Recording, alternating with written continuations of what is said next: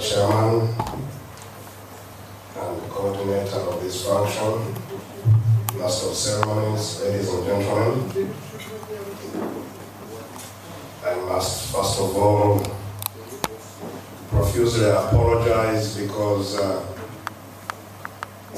don't think I'll be able to talk much. As you may hear, my voice, which is ordinarily hoarse, is even hoarser. This is because I imported some animal called Luyamia, some serious flu, which I brought all the way from Uganda. And it has not been helped by the London weather, I'm afraid. So I will try to be brief and be as precise as possible. It is true that the situation in Uganda has been characterized in all kinds of ways and manners.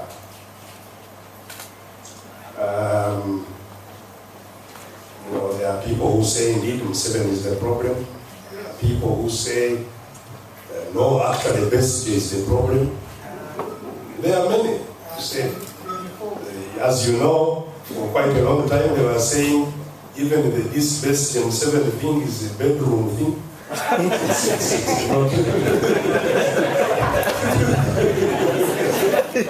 It's not the Ugandan problem.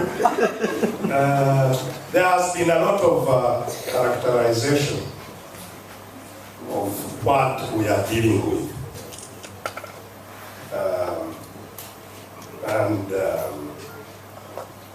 First of all, of course, I'd like to say that I have absolutely, personally, no problem with Mr. Yoweri Museveni. None. I have no problem at all with him. I'm sure, as you know, possibly nobody here supported him before I did. I doubt that there is anybody who supported him. During the campaigns, I went to his village in Rwakura, in Rushere. And you know, those the people in Rushere are very interesting people. Everybody now puts on a hat like him. and they think if you are not supporting NRM, you should even be killed, you are nenene, you know. So I went and told these Rushere people that they are liars, because I went to that same Rushere press in 1980 looking for a vote for Mr. Museveni under our party then of UPL. And I was very energetic and young that time, much more than I am now. We campaigned heavily. Museveni did not get 5% of the vote.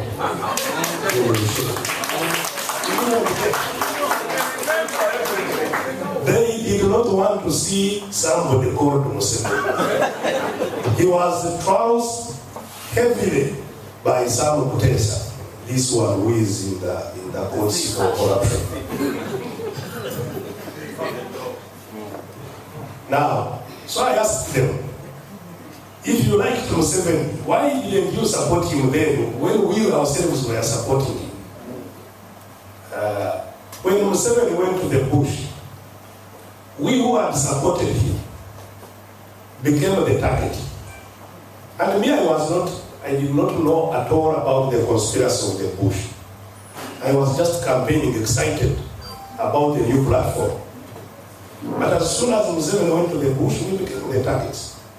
I was arrested in February 1981.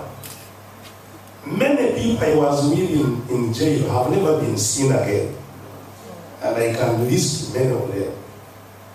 And I had a very tough discussion with Mr. Wakasisi when we met in prison in Luzira some time back about those matters. Now I hear he's an advisor on something.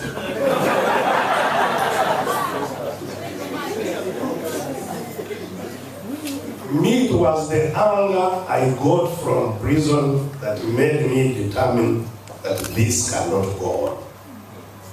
And, you know, I could have stayed in Nairobi because I ran away. They gave me to return every day and to report, but the next day I had already run to Nairobi. I could have stayed in Nairobi working. I could also be here like Dr. Kambisha doing medical work. But I was angry and thought that things must change. And that's why I took the risk to go back to the bush and fight with Mr. Museveni. And I was asking these Rwanda people, when we were in the bush, they were saying Museveni has, I don't know in English what it is called, but in Nyangwale they call it Okorara, to spoil their children, that he was spoiling their children and taking them to become lumpens. He was turning their children into lumpens and taking them to the bush. And they castigated him heavily when we were in the bush. So I was saying, that same Museveni you were castigating as the lumpen then, I was his doctor. If I didn't treat him, maybe he would not even be here causing us all these problems. So why do you... I was asking them, why do you think you like him better than I do?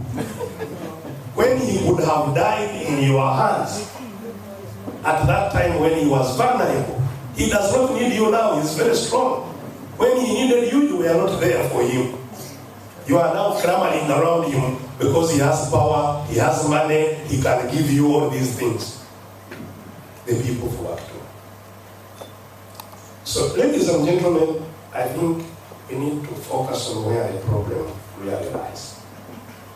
And I'm very sympathetic in this regard to the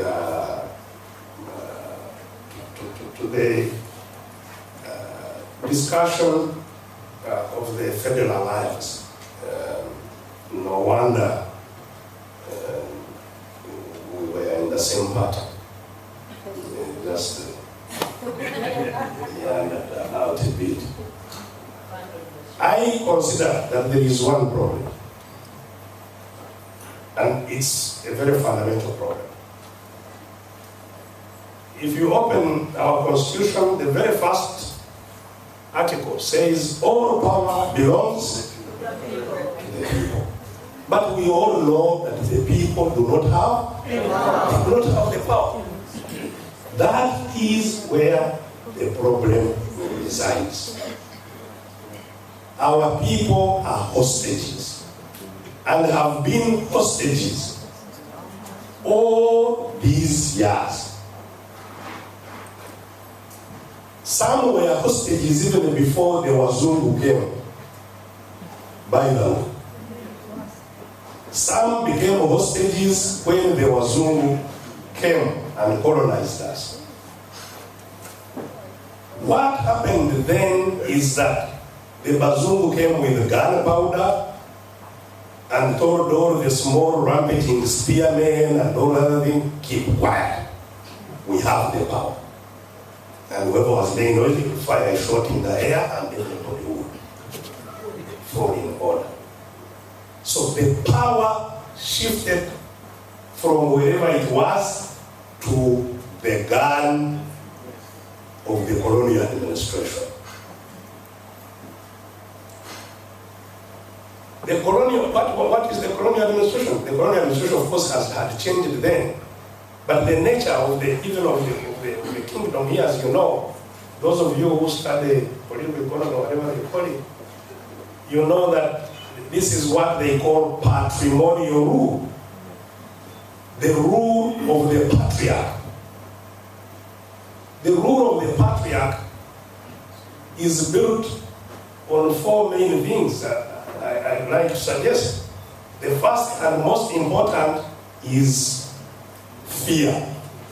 The ability to cause fear in everybody. And that's where the guns and everything that goes with it come from. Causing fear, everybody. And that's why the kings had those Praetorian guards, very fearful characters. You know, if you cause a problem, they come at you and you are finished. Last night I was walking around the Tower of London, and those guards there were explaining how many people were beheaded here, how many were beheaded there, including queens. You know, the queens who would get out of the way would be promptly beheaded. That is what created the power of the kings. Then, it is the power of force. And everybody, that's why they call them subjects. The subjects simply must, by force, not by will, listen to what they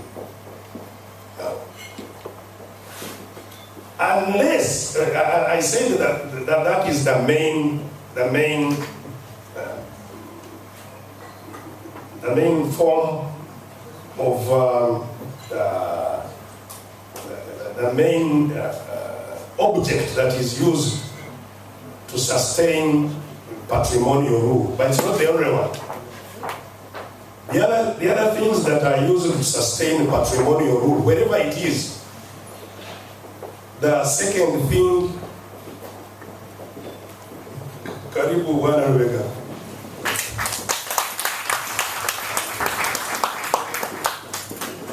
Karibu.